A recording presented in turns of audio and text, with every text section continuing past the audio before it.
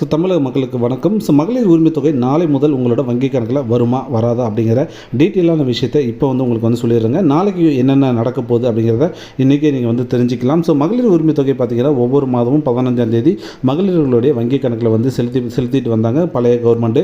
இப்போ பார்த்தீங்க அப்படின்னா திரு விஜய் அவர்களுடைய தலைமையில் புது கவர்மெண்டானது அமைஞ்சிருக்கு. அவங்க என்ன சொல்லியிருக்காங்க பார்த்தீங்க அப்படின்னா, எங்ககிட்ட அவ்வளோக்கா பணம் இல்லை, கஜானா ரொம்ப காலியாக இருக்குது, சீக்கிரமாக நாங்கள் சொன்ன அந்த திட்டத்தை விரைவில் நிறைவேற்றுவோம் அப்படின்னு சொல்லியிருந்தார். அதே மாதிரி பார்த்தீங்கன்னா சட்டப்பேரவையில் நேற்று ஒரு முக்கியமான விஷயத்தை பகிர்ந்து கொண்டார். அதாவது எந்த ஒரு திட்டத்தையும் நாங்கள் ஸ்டாப் பண்ண மாட்டோம், பழைய திட்டங்கள் அப்படியே தொடரும், அதில் எந்த விதமான மாற்றமும் இல்லை அப்படின்னு சொன்னாங்க. அதன் முதல் படியாக பார்த்தீங்கன்னா புதுமை பெண் மற்றும் தமிழ் புதுமை திட்டத்தில் உயர்கல்வி பயிலக்கூடிய மாணவ மாணவிகளோட அவங்களுடைய வங்கி கணக்கில் பார்த்தீங்கன்னா மாதம் 1000 ரூபாய் வர வைக்கப்பட்டு வருது.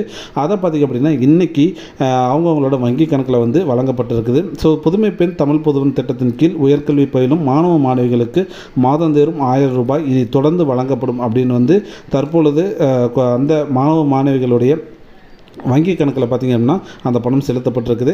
அதே மாதிரி பார்த்திங்க அப்படின்னா நேற்று சட்டசபையில் திரு விஜய் அவர்கள் சொல்லும்போது பழைய அரசு, அதாவது திமுக அரசு கொண்டு வந்த எந்த ஒரு திட்டத்தையும் மக்களுக்கு நன்மை தரக்கூடிய திட்டத்தை நாங்கள் எந்த ஒரு காரணத்துக்காகவும் ஸ்டாப் பண்ண மாட்டோம் அப்படின்னு சொல்லியிருந்தாங்க.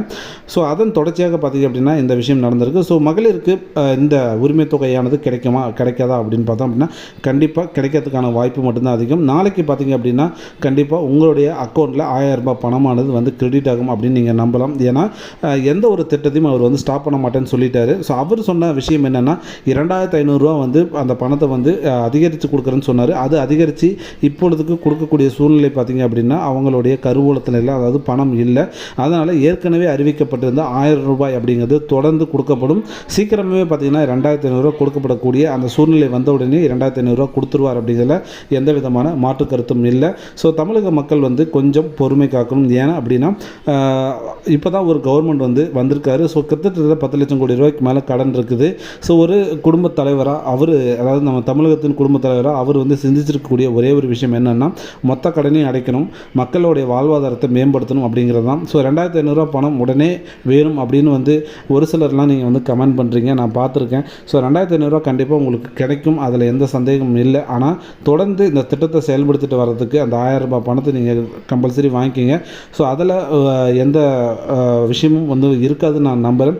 உயர் கல்வி படிக்கக்கூடிய குழந்தைகளுக்கு அவர் பணம் கொடுத்து விட்டார், மகளிருக்கு கண்டிப்பாக பணமும் கொடுத்து விடுவார் அப்படிங்கிற எந்த சந்தேகமும் இல்லை.